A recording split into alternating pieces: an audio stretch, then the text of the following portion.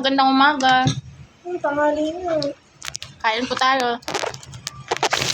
Naulahin may kaom. Kaya siya nagmasahe naman siya karon nahuman na. Mo na gidungan na lang po sa kaon. Tagalog, be. Naman, Tagalog.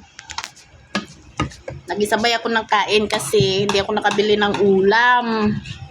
Tsaka ayaw ko na lumabas, mainit.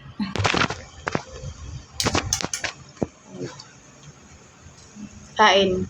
Barley time. Bakit bakit may patatas yun yun, di ba? Ano Hindi ko alam sa nagluto. Pagalitan mo kaya din. Ganda yung background, puro sampay.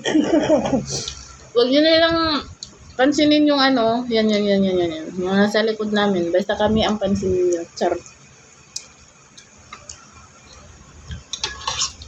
Kaso yung ano na yun. Ano may tawag dito? Hanggang Pero siloso sila. 2 minutes na ata. Siloso. Nagsisilo siya sa dapat pagsilosan. Nasa Hindi. lugar. Nasa lugar yung pagsisilos. Nasa barangay Una. At saka tawag dito. Nagtatanong yan bago ano. Tapos nagagalit. Pag mali mo, tinatama niya parang Kasi ano yun. wala akong pakialam Hindi doon. nga, yung isa yung anong status mo na. Hindi ko alam. Alam mo na yun, yung kabundutin. Hindi ko alam. Hindi, ano yan yun, pag nagagalit siya. Nagsiselos naman yun sa walas ano ba? Kasi gawa. Saan ko ba? Ayun mo yun, be.